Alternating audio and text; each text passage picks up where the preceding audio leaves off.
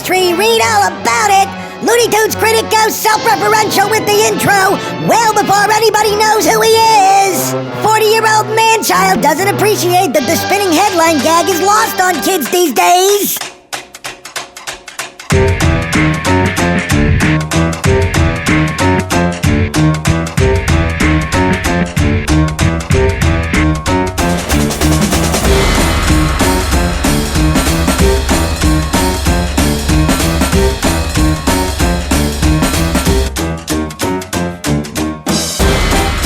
Okay, so I guess what I need to start off by saying is, obviously you've seen the title of this video, and a lot of you have asked me, since it was announced a few days ago, what I think of Space Jam 2 getting the green light, and supposedly it'll be coming out July of 2021, and at first I didn't even answer because it's like, well, what do you, I'm the guy that did the two-parter, Space Jam Stinks. What do you think I think of this idea? It seems obvious, right? Thanks. It seems obvious, right? Oh wait, are you in this video? I mean, I have stuff I want to say, but we don't even have the budget to match up my lips. Yeah, see, I have no idea what you just said because we figured it out in post-production and I didn't actually write a script for this. So go away. Oh yeah? Read my lips.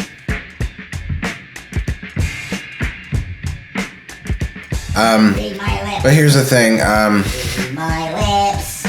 I've been thinking about it a lot, and, okay, look, I'll start off by saying this. Read my lips, jackass. The premise is still stupid. For a Looney Tunes movie yet, the premise is still stupid. Bugs Bunny needs the help of the Looney Tune characters to, and a basketball star to win or to fight for, it's like a hero thing in some ways, a hero's thing. They're fighting for something through basketball and needing the help of the other Looney Tunes. Whatever the premise, however,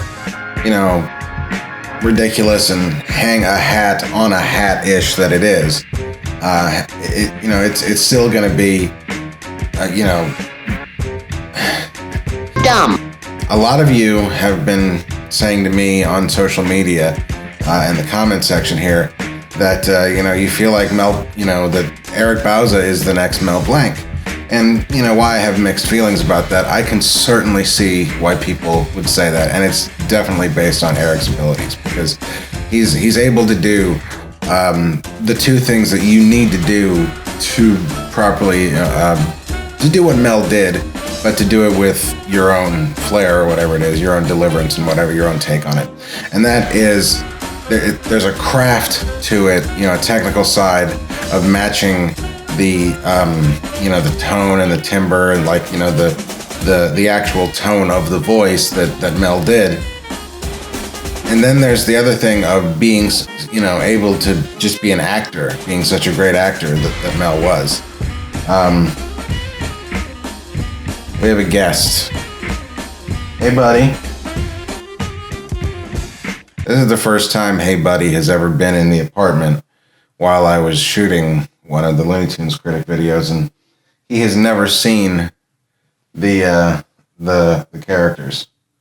And you guys can't see it right now, but he is off camera here, silently stalking them.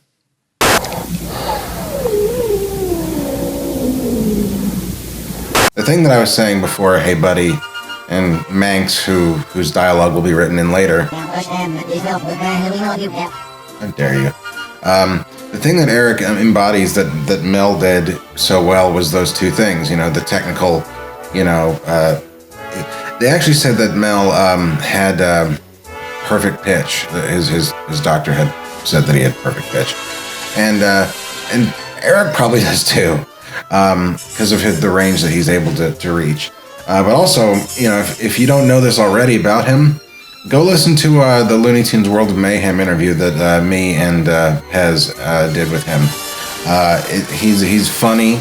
at the drop of a dime. He used to be a comedian, so he has that ability to be funny in the moment, which, Mel certainly did. If you watch those anytime that Jack Benny worked with Mel, you can see just how funny Mel is. And as an added bonus to that, part of what we don't understand in the context of all that is that Jack Benny was the master of being able to have a straight face, and in fact sometimes employ said straight face in his comedy.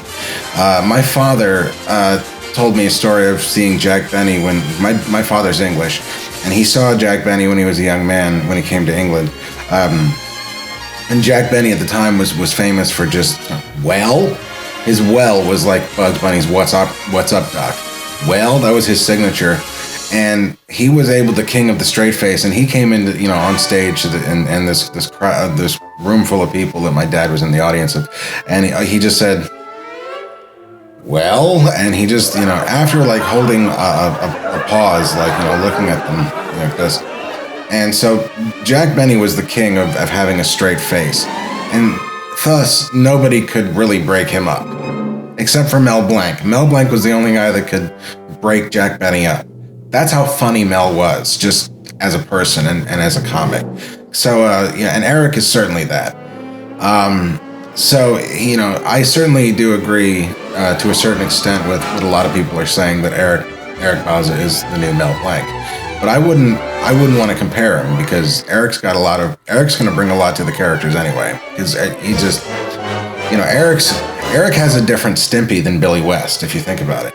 In a couple of ways, and Eric has his own qualities that are subtle, but over time we'll get to see develop. I have no doubt. But the other thing, LeBron James is a great actor and is really funny. I mean, do you guys not know this? We all know he's a good basketball player. Obviously, that's not in question. But if you've seen the movie Trainwreck with Amy Schumer and Bill Hader, if you've seen that movie, LeBron in a comedy film, as a comedic performance and an actor, in his scenes upstages two comedians and Bill Hader. See, because Amy Schumer is the latest two comedians now. See, yeah. You know what? I am fat shaming. I am fat shaming Amy. Fat shamey. I am doing that. What? You know what? I can say that. I can say that about Amy, okay? Because I'm an asshole. Even if you don't have the reverence for the Looney Tunes Merry Melodies franchise, if you want to call it that, or world, or whatever.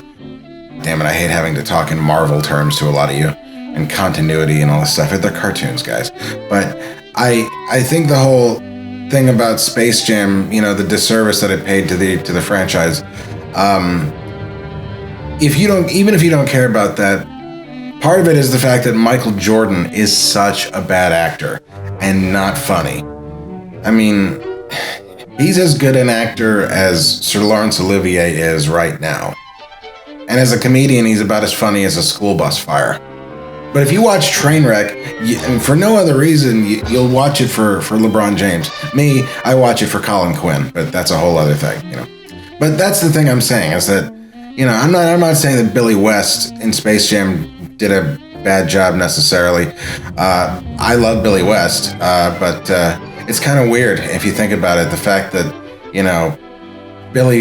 Eric Bauza is taking over a role of Bugs Bunny that Billy West originated in the original, when Eric did the same thing to Billy with Ren and Stimpy. He didn't take it from him, but Billy originated Stimpy, and then Eric did Stimpy for Adult Party Cartoon. Then I will be as good a salesman as you, Ren. Not the one you gave me for our anniversary. Which is kind of interesting in a weird way. I don't know if anybody's pointed that out yet. I hope I'm the first, because my ego is wrapped up in this channel and everything I do and nothing else.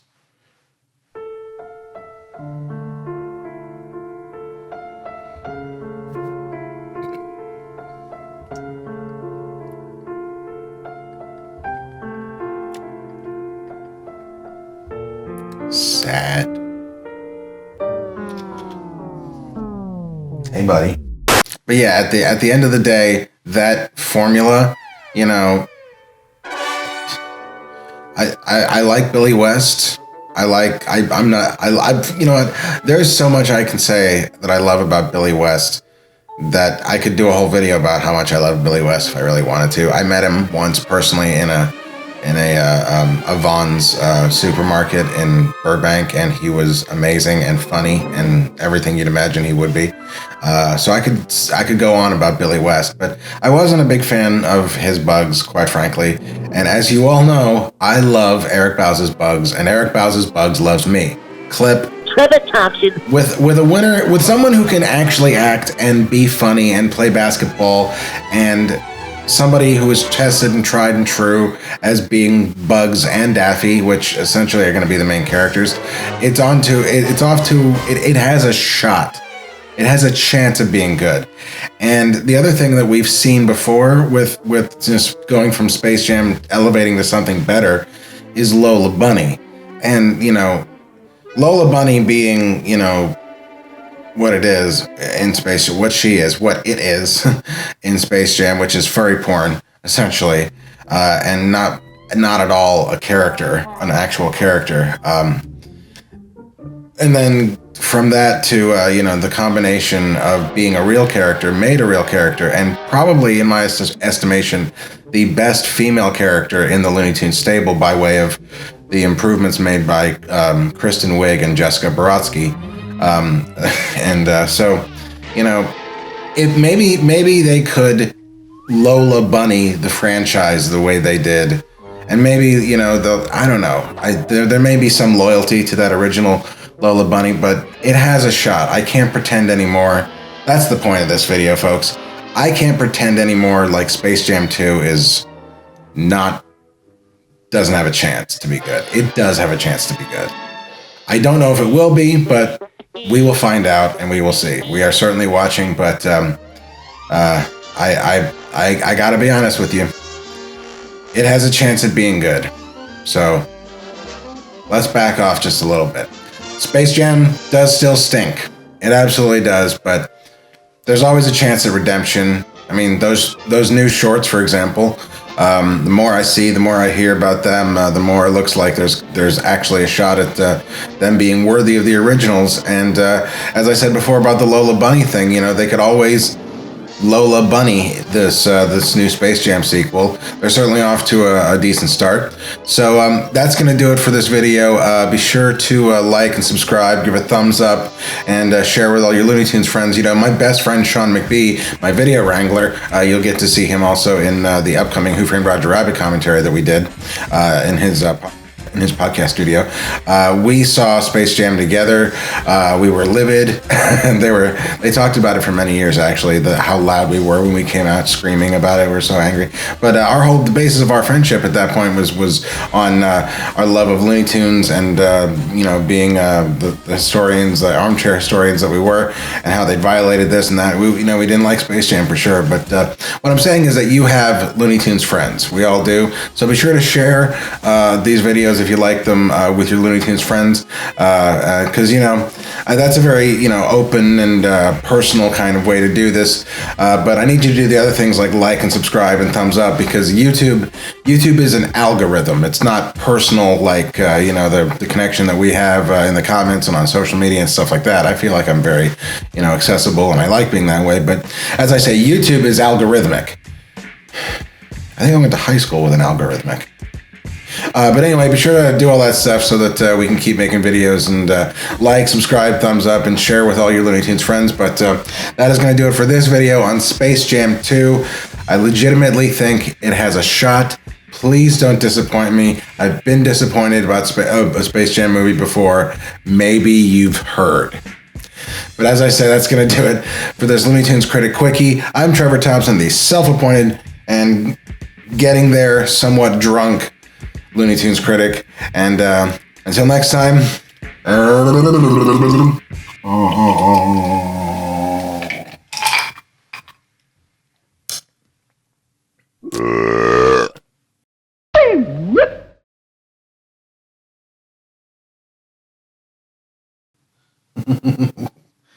And don't make a habit of this, because this is stuff that I do for the internet, and the internet does not like cats. It's true. All right, listen. You can hang out if you're gonna be quiet. Okay, but you can't be jumping up on me, because this is the only suit I have, and you're not declawed. Attaboy. But anyway, the thing that I was saying is that Eric Bauza